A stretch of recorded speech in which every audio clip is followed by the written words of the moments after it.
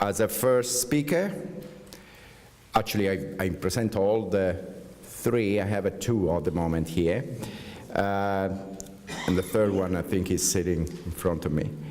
Adam Lutke from City University of New York, Queensborough College, EU immigration policy at the Brexit paradox.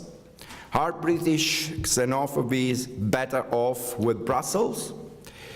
Adam Lutke is an assistant professor of political science at City University of New York, Queensborough, and a former research fellow at Princeton Niehaus Center for Globalization and Governance.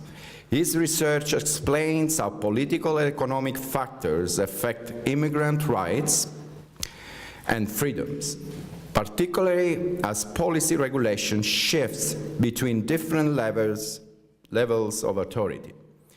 His PhD is from University of Washington, where he studied under Jean Caporaso and Terry Givens. His dissertation research on a EU-level immigration policy was funded by the German Marshall Fund. Lutke's most recent book is the 2017, so very recent volume, Migration and the Crisis of the Modern Nation State. Actually with a question mark. So Migration and the Crisis of the Modern Nation State, co-edited with Frank Jacob and published by Vernon Press. His work has also appeared in numerous journals, including the British Journal of Political Science, European Union Politics, Governance, and Political Studies Journal. So, Adam, the floor is yours. And how much time are we giving? I think what is going to be 15 minutes each? Okay. 15. Great, thank you. Thank you very much, Stefano, my CUNY colleague among many of his prestigious positions.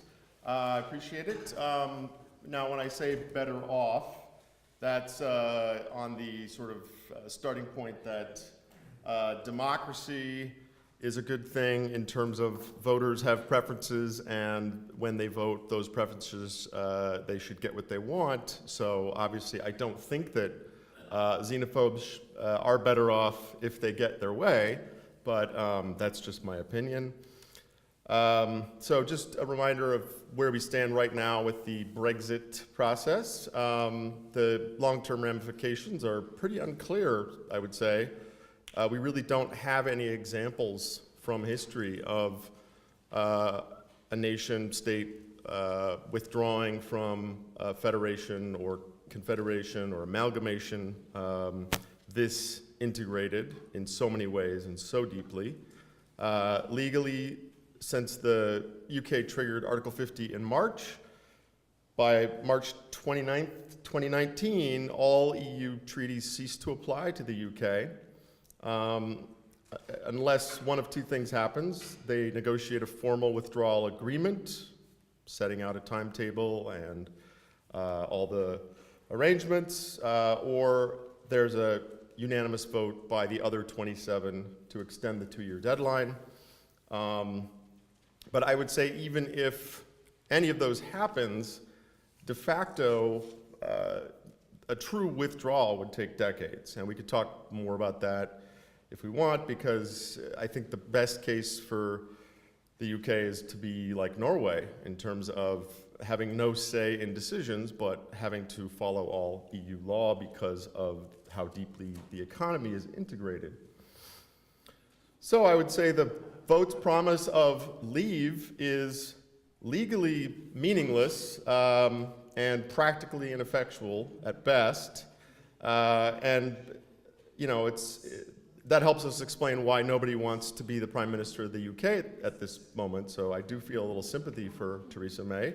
The only thing that Brexit really does is hurt in a really mortal or serious way the democratic ideals that have and should and are supposed to underpin the European Union. So as just a statement, a protest against globalization, immigration, technocracy, Brexit's a victory for the kind of far-right populism we've seen since the 90s. But you know, it raises the question, what is a victory if the result is really nothing that can be put into place policy-wise?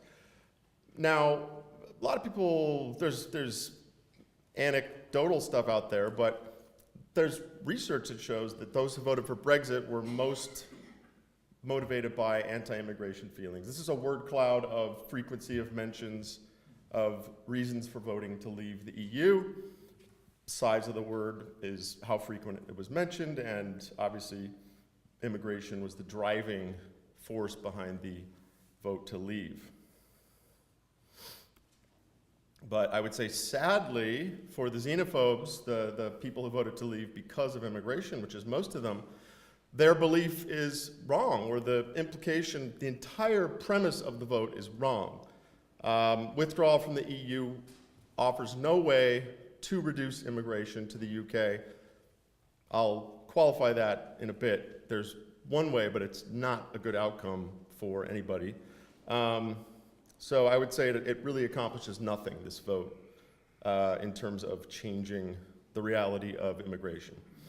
In fact, as we saw in the film, as we heard from some of the presenters yesterday, EU immigration policies have actually helped the UK control or restrict immigration by preventing many asylum seekers and undocumented migrants from entering the EU and then transiting to the UK.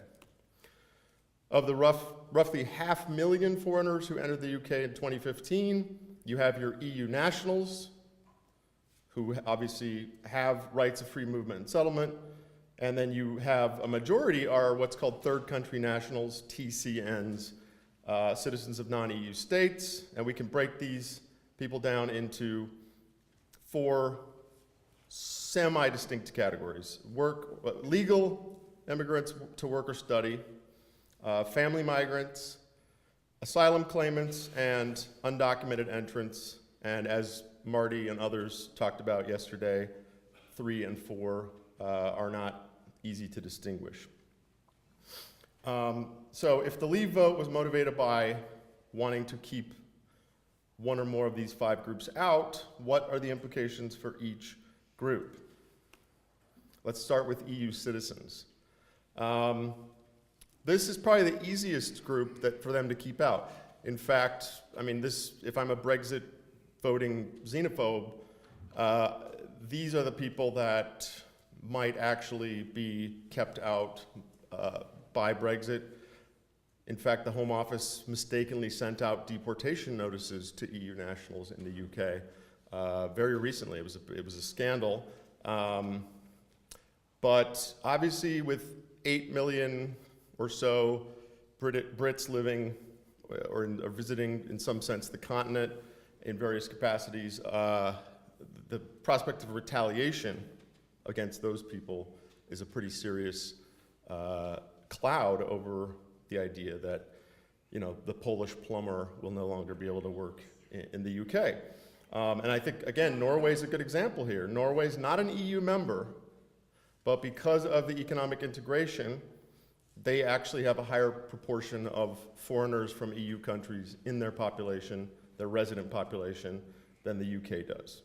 So I would say Brexit offers no way to keep EU citizens out except, and this is the qualification I mentioned, if it, because of the economic effects, makes the UK a poorer and less desirable place to live, then yes, less foreigners will come. That's not a good outcome, but it is the one way that Brexit could reduce immigration. Family migrants. The EU has nothing to do with the UK's laws on family immigration. Okay, the UK did not, they opted out of the EU's family reunification directive. So they are not a participant at this time in EU law on family immigration. Their family immigration laws are determined by international convention. And so Brexit has no effect on laws in the UK on family reunification. Labor and student migrants. The UK opted out of all EU directives on student immigration, researcher immigration, and labor immigration. So again, this idea that leaving the EU means less foreigners is false. It's a mirage. EU law, contrary to, I think, the feelings of millions, EU law does not force the UK to let people in who are not EU citizens. Now, we get into trickier categories, but I think more relevant to a lot of the stuff we've seen and heard here. But this is the same as with family migrants. The UK, in terms of the UK is bound by international law, where it's acceded to international law instruments like the Geneva Refugee Convention as a nation state. Those obligations stay. In addition, and this gets interesting, this is the real payoff where I say, why are British xenophobes better off with Brussels? One of the laws on EU immigration and asylum that the UK enthusiastically opted into was the European asylum system, precisely because it allows the UK to do what Galia, Ray, Tony, Marty, so many others have written about. Galia being a real pioneer here in terms of offshoring, outsourcing, forcing countries like Italy to be the gatekeeper, be the guardian, to sort of run interference and keep people from reaching the UK. And it's been very effective. So let's imagine now Brexit goes through. What incentive does Italy, France, Greece, any EU country have to, if someone says, well, I speak English, I have family in London, I want to claim asylum there, what incentive do those people have to not just say, okay, come on through? And there have been cases of this. This is anecdata here, but there was a case when I was living in Brussels of British police buying one-way tickets to London for asylum seekers rather than process them. And it's cheaper, saves them time, why not? Because once they arrive in the UK, they can claim asylum that has nothing to do with EU law. So I would say this is, again, Brexit will not keep foreigners out. And if anything, it will allow more in to the UK. Undocumented, this is also an area where the UK has been happy to be in the EU legal framework because they get access to the Carrier Sanctions Directive. Marty talked about this, having airlines and other transportation companies police migration. They get access to Frontex. They get access to the biometric databases, very important. Eurodac, fingerprints of asylum seekers to prevent asylum shopping. If the UK is shut out of Eurodac, then you can have someone get turned down for asylum in Italy and just move on to the UK. As Marty beautifully put it yesterday, the problem with Dublin is Schengen. There's also the visa information system and the Schengen information system, the other two big biometric databases. The prospect of the UK losing access to these is a pretty big stick that the 27 have against the Brits. It's hard to say, it's a counterfactual. How many people would have come to the UK if we didn't have these security measures, if we didn't have this Mediterranean and sort of eastern wall provided by Brussels? But I would say, if anything, undocumented migration to the UK will rise, not drop. Think of Calais. What incentive would the French have to police Calais rather than just let people through? So Brexit accomplishes nothing in terms of reducing immigration. I would say it's a disaster in one way. It hurts the vision of a democratic federation of nations in Europe. I have some various talking points. If I have a couple minutes, I guess. You have more than you. Okay. Have another 10 minutes. Great. So, two last things, and then I have some ideas for the Q&A. You may have been wondering, okay, Brexit voters are xenophobes, but are they more scared of EU nationals, or are they more scared of third country nationals? Data by Simon Hicks and others shows that, contrary to what a lot of people say or said in polls and things, that they really didn't want EU nationals. They didn't want people from Poland or Romania. There's pretty good evidence that it's actually third country nationals, but there was depending on how the question was set up, it was a more acceptable form of xenophobia to express rather than saying I don't want Arabs or black people, saying I don't want EU. So, but actually the data seem to show that really it's not about the EU citizens, it's about third country nationals. So the paradox I'm talking about, there's actually two paradoxes. One is that the Brexit vote will end up doing the opposite of what people are voting for. I think in that sense, it might be in the history of human voting, never have so many people voted for something so passionately that delivers absolutely the opposite of what they want. And so, it's sad among other things, but the paradox also that I think is interesting and that some of us have alluded to is that Brussels does what xenophobes want, which is regulate migration.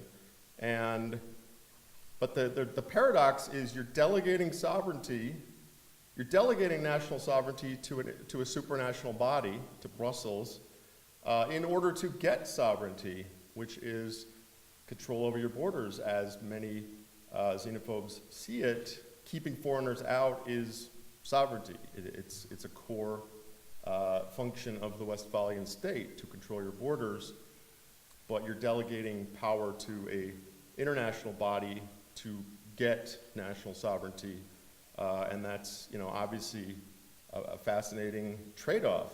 And I guess one thing we can maybe talk about is a lot of the presentations yesterday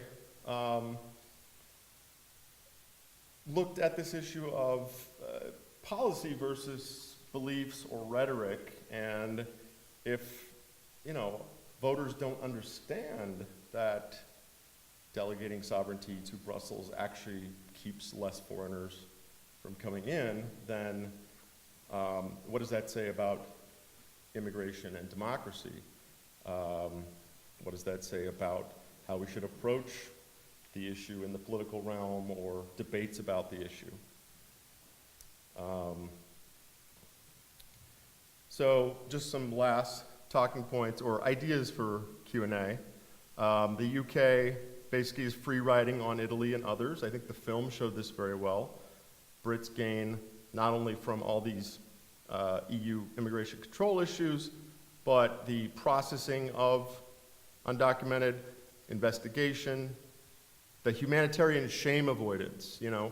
Italy, Greece take so much heat, and the UK gets to sit there and look good because they're not the ones on the front lines. That's free riding.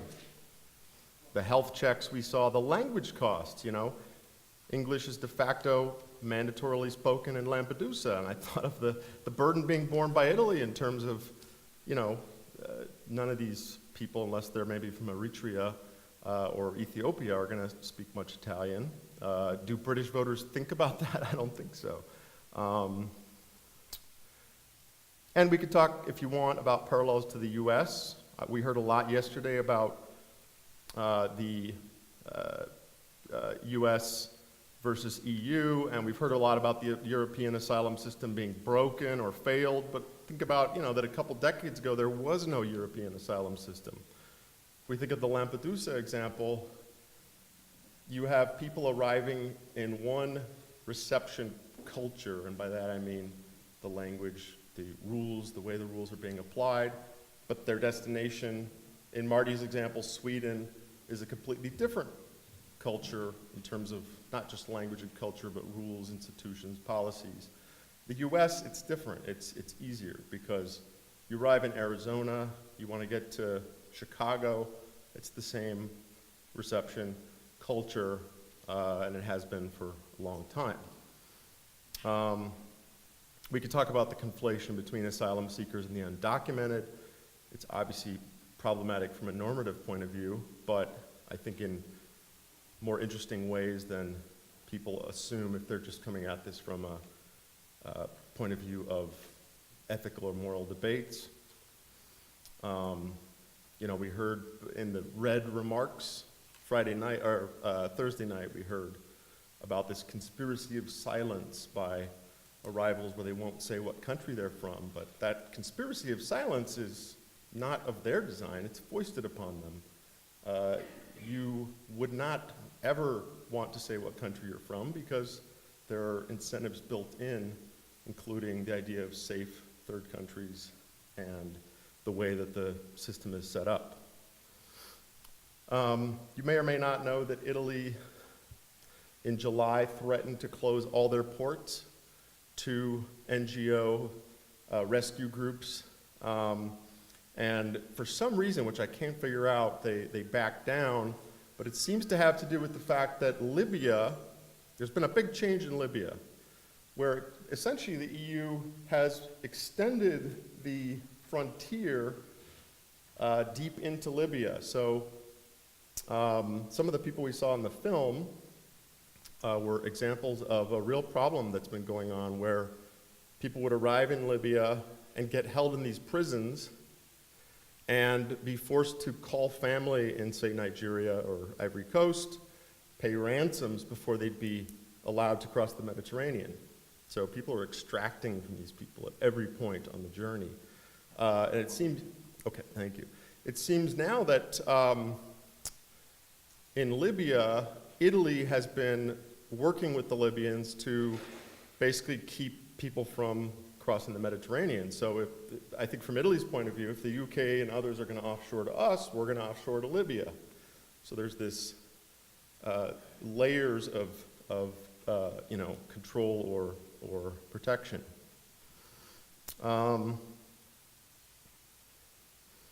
I guess just on the public opinion point, the crisis is not just about finding fair and just rules, but also selling those rules to democratic publics who, even if they're not fundamentally xenophobic, don't seem too interested in actual facts about this topic. And I think some of the presentations yesterday were really good about showing how difficult it is to, even if you wanted to try to sell this program, how challenging that is. So I look forward to questions and discussion. Thank you very much. I think we do that.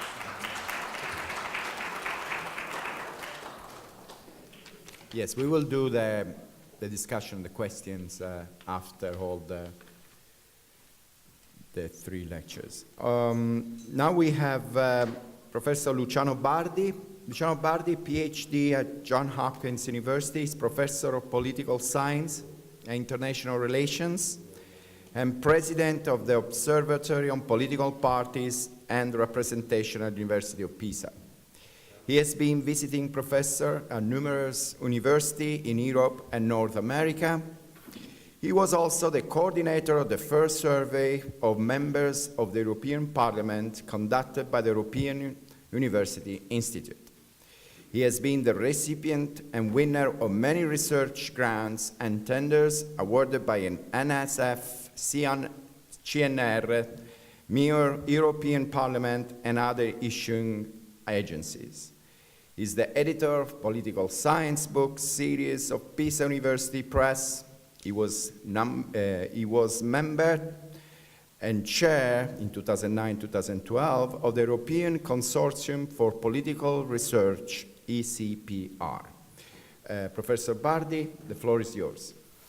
I think the title of his presentation is Migration as an Issue in the Development of Horizontal Euroscepticism in the European Union. Professor Bardi. Thank you very much. Okay, now I have to get out of here, but in the meantime, I'll try to. Okay, well.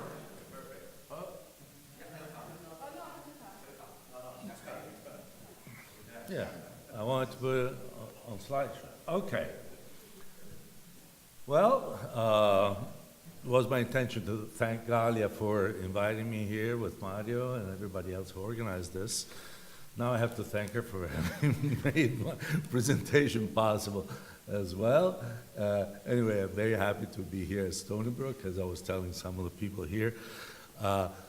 Stony Brook was the first campus I visited back in 1971 when I first came to the United States. And I was hoping to perhaps come here as a student. It didn't work out, but anyway, here I am. Very happy to be here today. All right, so what we have is, well, actually, I don't think any presentation than Adam's could have prepared the ground for my own better than he did. I think you're already familiarized in a way with the themes I'm going to be discussing. And so I'm going straight to the structure of my presentation here. The presentation offers a different perspective here. I think actually that I can read this thing myself. So you will forgive me if I stoop down to read this. Anyway, it offers a different focus for the study of migration in the sense that I try to identify some of the different causes that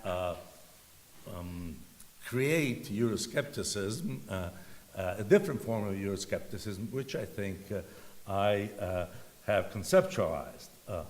If migration is not a cause of this new form of Euroscepticism, it can at least be seen as a catalyst.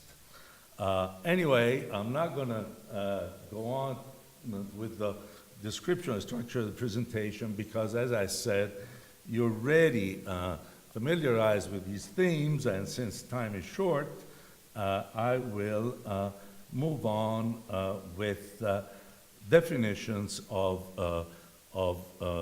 Euroscepticism. Euroscepticism is one of the many words that is used to describe attitudes that are against the current setup of the European Union. I have a list of these words here. Anti-marketeer was probably the first one to ever be used, especially in the UK, to indicate people who didn't like the European Union.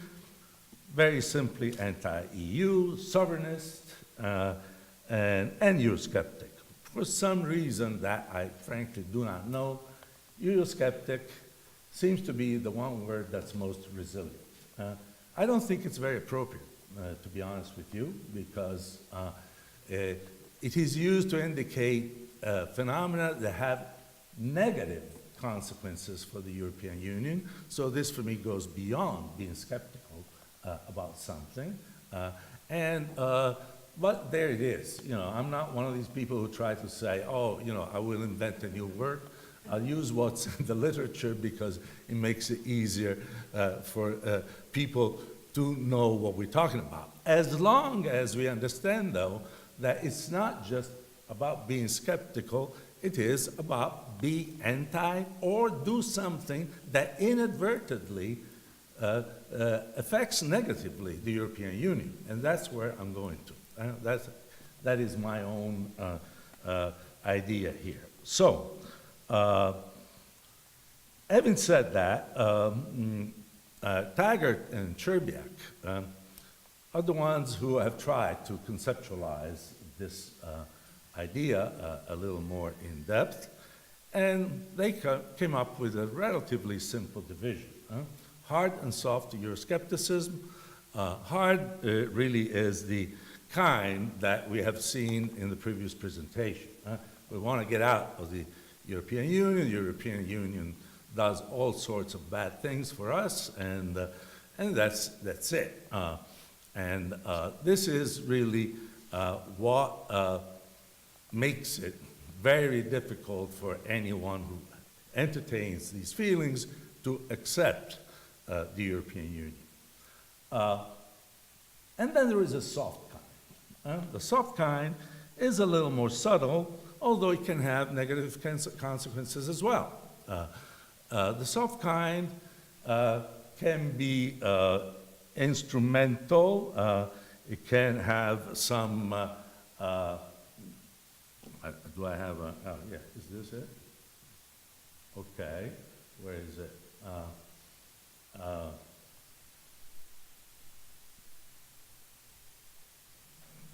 And simply reflect an opposition to specific policies, and it is termed by Taggart and Cherbiak as policy Euroscepticism, and or also in a more general sense, we express the defense of the national interest in the context of debates about the EU. And they call this national interest Euroscepticism. So this is where I come in. My idea is that we are witnessing the emergence of a new form of soft Euroscepticism in terms of the effects, but in reality it is conceptually different, precisely because it is horizontal. It has to do with horizontal relations within the EU and not vertical ones. If you think about the two kinds of Euroscepticism I've discussed before, they both have a vertical dimension in terms of their relationship with of the member states' relationship with the European Union. Here, the problems emerge across member states, but the consequences are still negative because the conflicts between sets of member states or individual member states have to do with European Union relevant issues. Okay, so this is what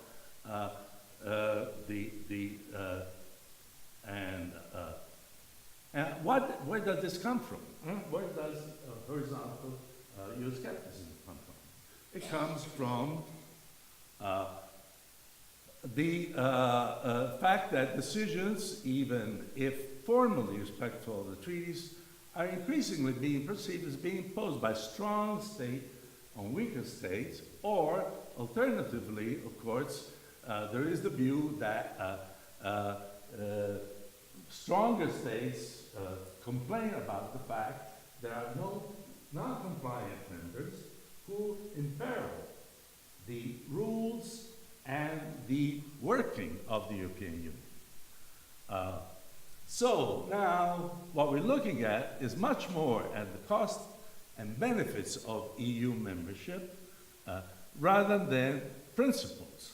Now, Adam has shown us that even Brexit, which appeals to the kind of Euroscepticism that is based on principles, in the end was determined by issues. So here we have a blurring of these concepts. But it's okay, because we know in political science we create classifications for analytical purposes. We do not expect each case to fit perfectly in one given category. So, you know, I'm not saying that the Brexit effects that have been described by Adam are soft Euroscepticism, even if they're about issues. They are hard, but we have to see how effective the rejection of one or the other is in individuals' minds. So, this has, with increasing frequency, producing statements, positions, and actions that express negative attitudes or feelings by citizens, parties, political actors in general from one given member state, or more than one, towards another or more selected member states. That's the point. It's not against everybody else, which would be hard Euroscepticism. And of course, you know, if you want some examples of this, we can get to it. Before we do, though, I have to tell you a little more about the concept that I have tried to develop. It is horizontal, I already told you that, because it's not bottom-up, as other forms of Euroscepticism are. So it's not from member states to EU institutions, but across member states. It is Euroscepticism. A lot of people in previous presentations have done about this and told me, oh, but this is not Euroscepticism because it has nothing to do with Europe. Yes, because it is expressed in relation to issues that have consequences for the functioning of the EU, eventually being blamed for not addressing these questions effectively. The Italians who, being overburdened with immigrants, blame the Germans, blame the British, but then they blame the EU because it doesn't do anything about it. Okay. The most important consequence, although it is not relevant, yeah, I screwed everything up. Let me see.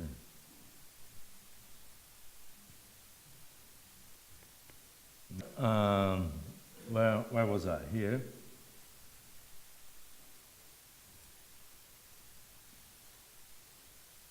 Okay, this is not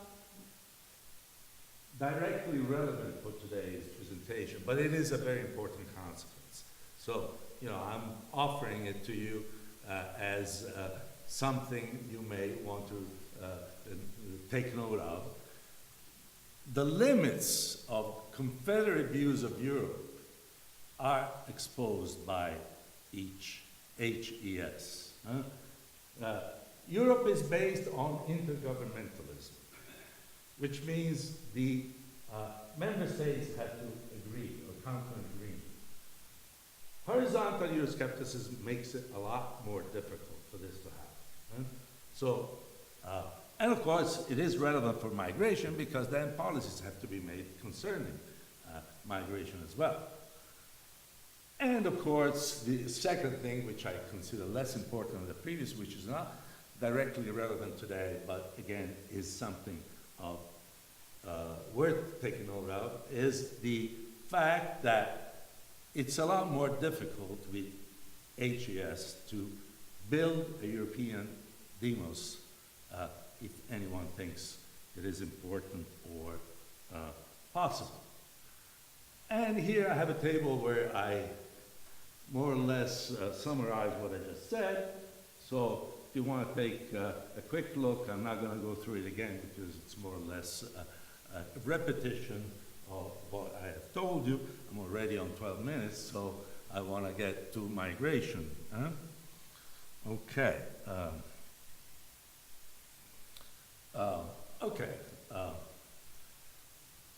So each HES is about issues and not about principles and institutions, we have said. Initially, relevant differences across member states were mostly about issues concerning monetary, fiscal, and general economic aspects relating to the Stability Pact, particularly among member states belonging to the Eurozone. The 2014 EP election campaign provided many manifestations of this. It was we were at the height of the crisis there, and so the campaign, most countries, was really targeted on what not to do at European level because of either the non-compliance of the weaker states or because of the bullying attitude of the stronger states. Okay, so here I give you an example of one electoral poster in Italy. This was a pro-European party that put this up. We want your vote, we want to be European, but not German. Okay? So, Europe, yes, but not a Europe led by the Germans. And this is one of the most pro-European parties that ran in that election. And of course, there would be other examples, and there were more extreme on the other side, where, you know, the Finns, the Germans said, okay, the Greeks should sell their uninhabited islands, which is fine, you know, that's okay. But there were some who said they should sell the Parthenon, which is not as acceptable, I think. Oh, pardon? Well, whoever has the money. Okay, so we are, if I have 3 or 4 more minutes, I think I can. 5? Okay, thank you. Okay, so is migration really a catalyst for horizontal Euroscepticism? There are a number of reasons why I think it is. There is a disparity of general socioeconomic conditions between Schengen border and countries and the geographical core member states. It happens to be so. It doesn't have to be, it just is the fact. With the exclusion of France, that doesn't have as much as Spain, as Greece, and Italy, the Mediterranean countries are all worse off economically than the ones that are located further north. Then, of course, the Dublin regulation, which Italy accepted. This is one of the big problems.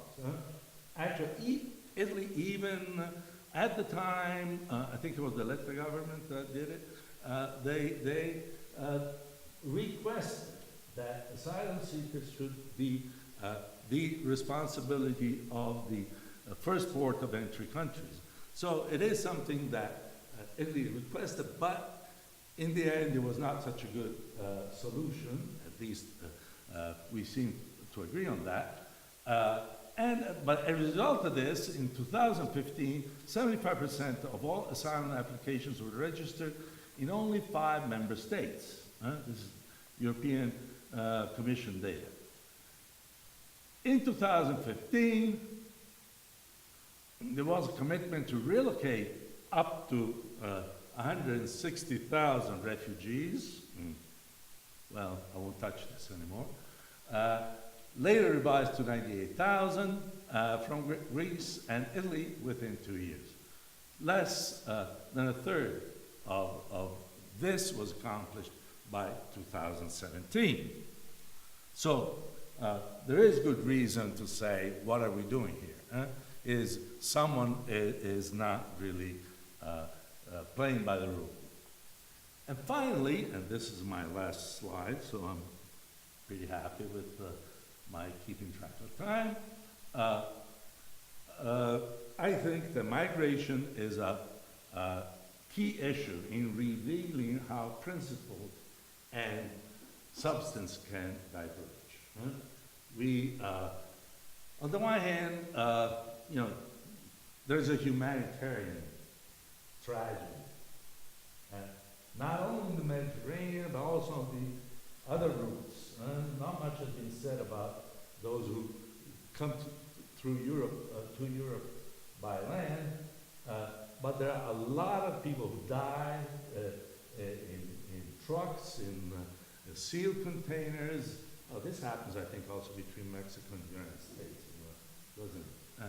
And, you know, so there's a huge humanitarian issue here.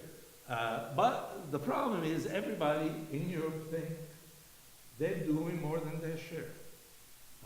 The Italians, the Greeks, the Spaniards, all of these people are coming here.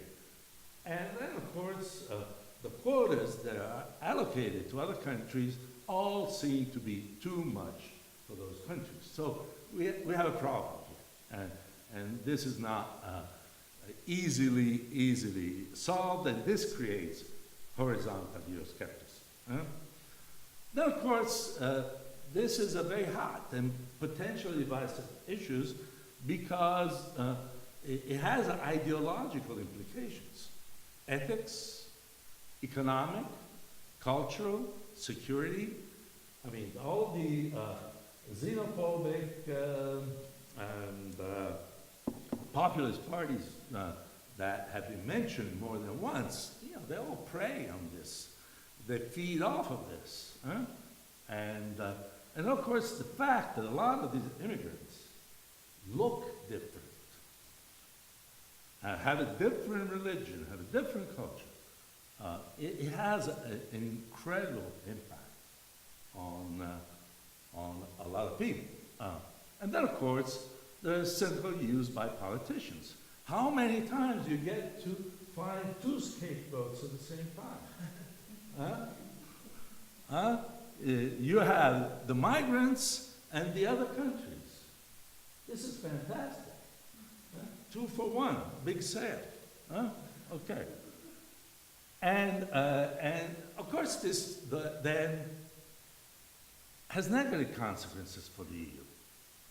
It concerns relations between member states, but it has negative consequences for the EU, as it questions its institutional and regulatory structure in a way that can be more lasting than previously posed by the economic crisis. This migration crisis is not going to end. There are figures that show that the wealth differential between sub-Saharan countries and Europe is going to last forever, or for a very long time. And then, of course, the demographic pressure is not going to change. So, and this, of course, it's not going to end because the migrants are needed. At some point, if they should stop spontaneously their flow, there'd be someone who will summon them. Okay, so that's it. Migration-induced Euroscepticism is very dangerous, horizontal Euroscepticism, because it is negative for the EU. It is, I would say, a very subtle effect. It is subtlest, because it consists of positions that are ostensibly appealing to conducts that should be virtuous for the EU. In other words, they say, okay, you know, you should do this because this is good for the EU, so we don't like you anymore. And this, of course, is negative. Okay, so that's it. Thank you very much.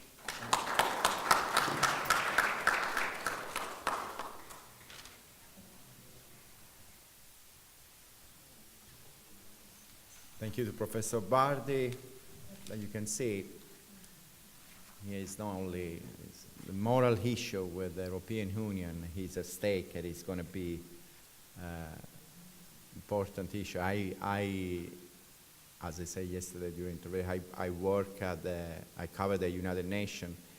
At the moment when we're talking about this issue, the European Union, they usually has a stature at the United Nations. In this case, it doesn't, you know, how you say in Italian, non fa bella figura. Now we have Professor Luigi Troiani, that I know him very well because happened to be also a columnist in La Voce di New York. But Professor Luigi Troiani of the at the University of St. Thomas Aquinas in Rome. He will do a presentation, Euro-Mediterranean Trade Services Initiative, European Union Relations with Americas, focus on migrants. Professor Luigi Triana is a professor of international relations, European Union history and politics, and at the Pontifical University St. Thomas Aquinas in Rome, lecturer for Stony Brook University, and summer course of European Studies and Migration, head of research and studies at Fondazione Pietro Nenni in Rome, steering committee member serving Europe, Brussels, is a columnist at America Oggi, and like I said, La Voce di New York, editor-in-chief of the quarterly magazine of studies, analysis, travel, retail. Now, his most recent books, Memorie di un cronista d'assalto, John Cappelli, that is a great book about a great journalist that lived here in the United States, an Italian, and lived here for a long time. Then Fratelli d'Italia, a book of an Italian history and migration for Italicum. A Sud dell'Europa, a book on Mediterranean development. Regionalismo economico e sicurezza, a book of international regionalism and security. And then Italy and Mediterranean opportunities for development, of course, many other books. Professor Troiani, please, the floor is yours. 20 minutes, like the others. How could I sort out from here?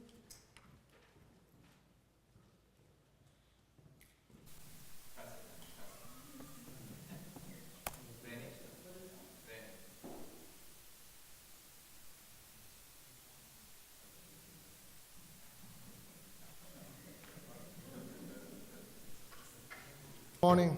Good morning, everyone. So I should deal on a very large topic, which is relation between EU and Americas, and have a focus on migration. I will try my best to be in the 30 minutes. Probably I need 33, 34 minutes, I calculate. Let's see. I would start from a story which all of us shared and know enough, at least people of a certain age as I am.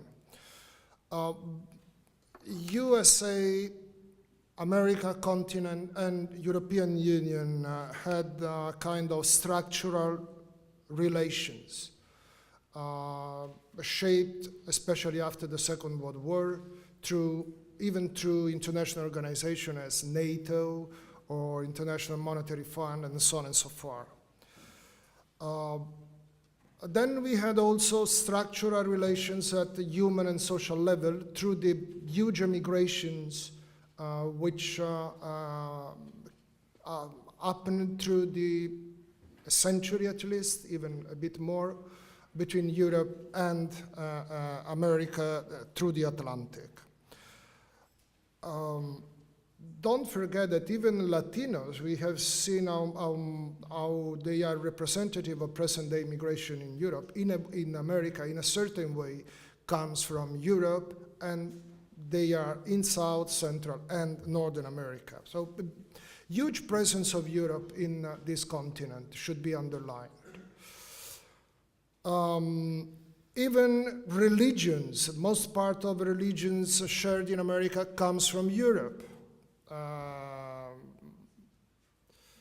University syllabuses are full of European cultural stream and content. Libraries, rich homes in America are full of Europe. Europe is in Americas, no doubt.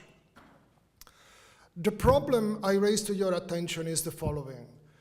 Whether in cultural and social terms, nothing changed in a way. I mean, everything changes continuously, but this is what it is. Can be said that in economical and political terms, the situation is the same, or we had big changes. My thesis is that, yes, of course, that's why I raised the matter, we had big changes, and I try to convince you that this is what happened. But before getting in the first topic of my argumentation, let's look at an example of what I said. The Italian presence to Americas and Australia, we have also to Australia, but here I quoted only Americans. Big numbers, 5 million, 9 million the total, this is up to the Second World War, because it was the more interesting historical period which I am touching. So this is an example, a total of more than 9 million immigrants to Americans. If you look at the evolution of this table, you see how interesting could be some numbers could be. So the first decade, no,